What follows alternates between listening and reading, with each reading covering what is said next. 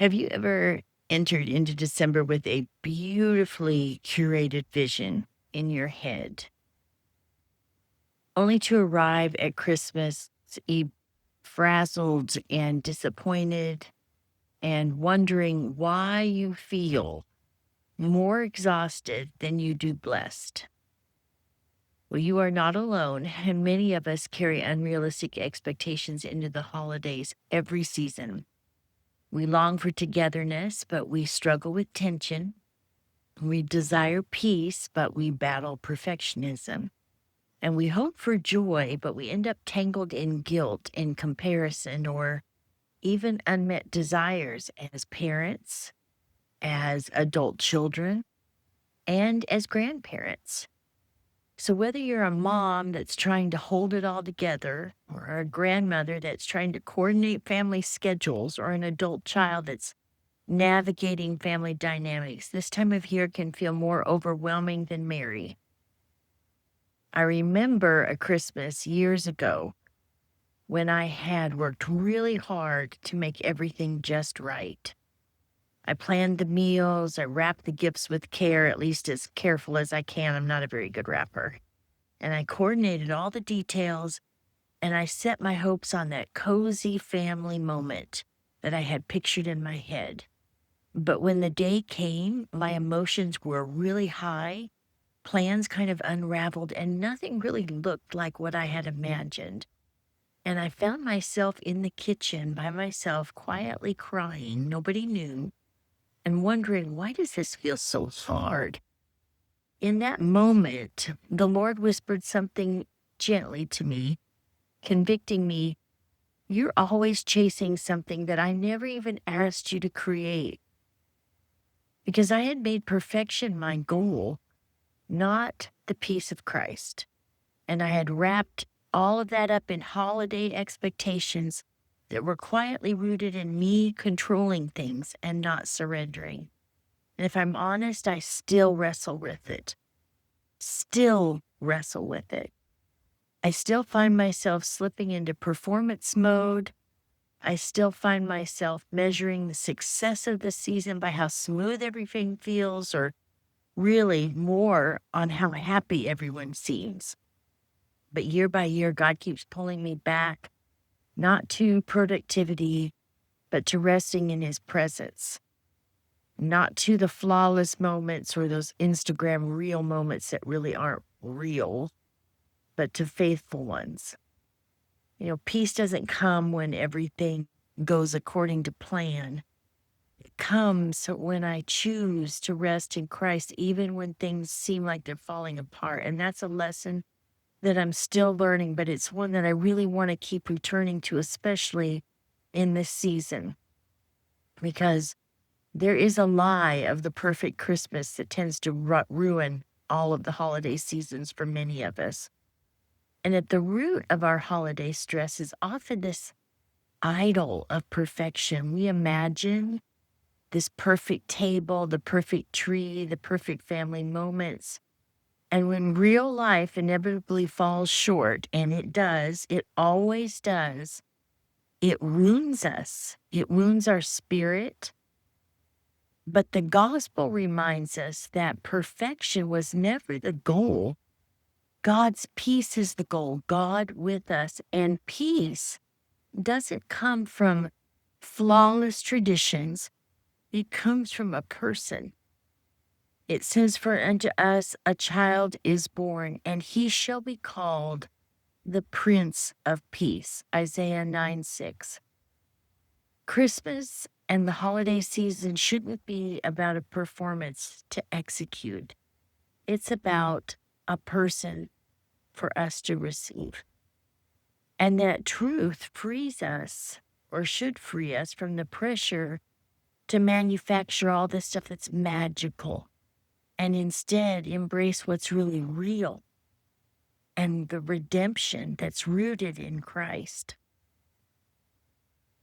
No, unrealistic expectations steal things from us. And the older I get, the more I realize what that has done to me over the years when I've allowed it to.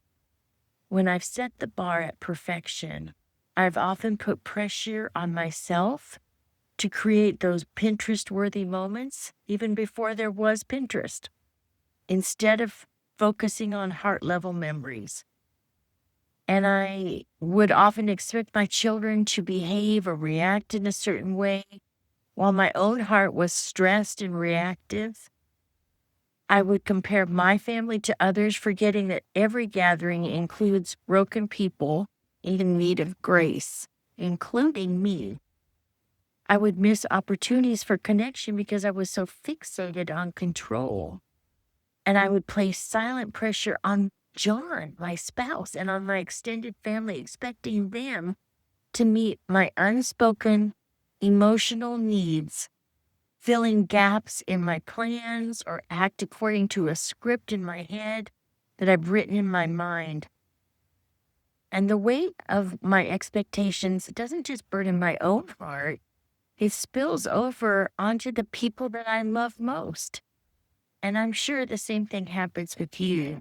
A spouse may feel like they're constantly falling short. A child may feel the tension that they can't put their finger on, but they desperately want to try and fix it. And a relative can dread gathering because they sense they'll never measure up to the version that we silently hoped for. And I know that I've been guilty of that. And that's where the call to release perfection becomes not just personal, but it becomes relational. Biblical parenting reminds us to prioritize the heart, not an image. We're not discipling our children through well-executed events. We're supposed to be shaping their understanding of love and grace and joy in the midst of imperfection. And that's how we stop. That really starts with how I'm managing my own expectations and how I'm extending grace to others that I long to receive from them. So there really is a better way forward this season. Instead of aiming for perfection, what if we just pursued faithfulness? Faithfulness to pause and seek Christ. Faithfulness to love the people in front of us, even when it's messy. Faithfulness to create space for peace, wonder, and laughter. That's the beauty of parenting and grandparenting from a principle-based lens. Our goal isn't image management, it's heart-level transformation. And often the most sacred moments come in the interruptions, not the orchestrated plans. So this year, let's lower the bar of perfection and let's raise the bar of presence. There are 3 heart-level shifts that I want to suggest. Let's trade control for curiosity. It's easy to slip into the holiday manager mode. Man, that is something I have slipped into year after year after year. In the last few years, I've tried really hard to step out of that. We slip into that coordinating meals, planning the perfect schedule, making sure every detail is handled. But often, in our effort to create meaningful moments, we forget to ask what actually matters to the people we love. And instead of trying to control the atmosphere, why don't we try cultivating curiosity and ask people what their favorite part of Christmas or the holidays are? What makes it feel special to them? Is there anything that they'd love to do this year that would be different than other years? And maybe their answers will surprise us. It may not be the elaborate dinner or the perfectly wrapped gift. It might be sitting in pajamas and watching a movie together, or baking cookies, or just being together. I think when I can trade control for curiosity, I can create space for connection. And I can begin to see the season through their eyes, not just my own expectations. And when I do that, there's more room for discipleship, not by executing my perfect plan, but by showing them that their voice, their heart, and their experience matters. That's the essence of relational discipleship, not just leading at our children, but walking with them. Number 2 is letting go of the highlight reel. hate social media, and yet I use it to talk to you. But I want to encourage you. It's hard to enjoy what's in front of you when you're constantly measuring it, what's in front of you, against everyone else's highlight reel. Social media, holiday movies, and even well-meaning traditions can make us feel like we're missing something. Like our Christmas isn't quite beautiful enough, it's not quite spiritual enough, peaceful enough. But God never, ever asked us to compete with anyone else's story. He asked us to be faithful in ours. So take a breath and let's look around the room.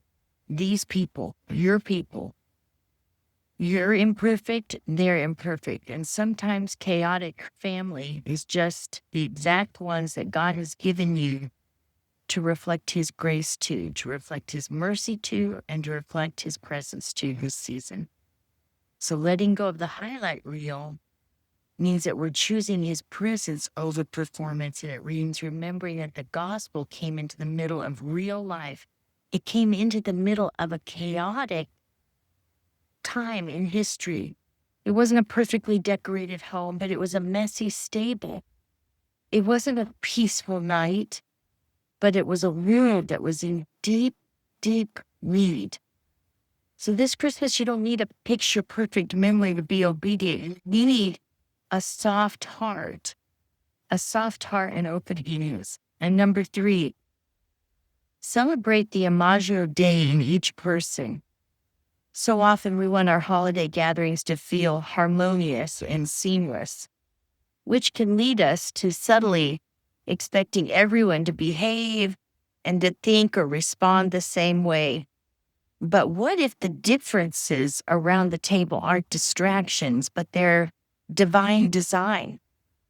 Biblical parenting teaches us that each child and each family member is an image bearer of God, and that their personalities, their preferences, their strengths, and even their struggles reflect him. Our role isn't to mold everyone into our version of the holiday, but it's to honor the imago Dei in them. So maybe one child needs quiet and another one thrives with activity. A spouse processes slower. An adult sibling brings a different worldview to the table. And we can choose to control, or we can choose to celebrate the sacred uniqueness in each one. Doesn't mean abandoning your boundaries or ignoring tension. It means coming with a posture of grace, and we choose to see each person, not just the problem. And that simple choice is a reflection of Christ himself. So, is there such thing as a perfect holiday season? No. But there is such a thing as a peaceful one, not because the food is flawless or the family drama is absent, but because your heart is anchored. Because you've laid down the idol of perfection, you've picked up the presence of Emmanuel, God with us. And that changes everything. You keep him in perfect peace, whose mind is stayed on you because he trusts in you. Isaiah 26:3.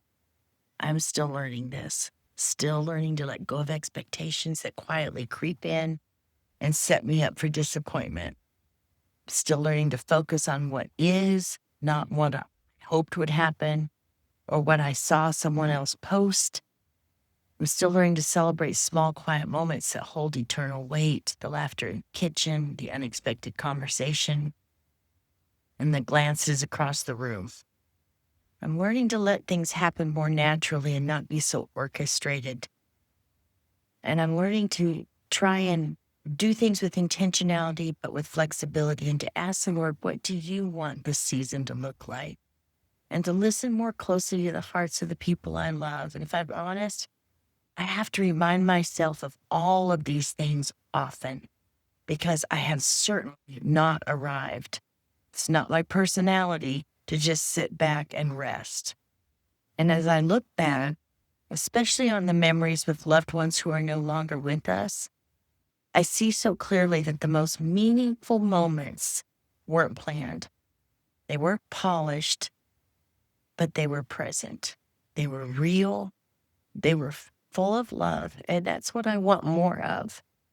Not perfection, but just being faithful So here's to choosing peace over perfection, presence over pressure, and Christ, always Christ, at the center of it all.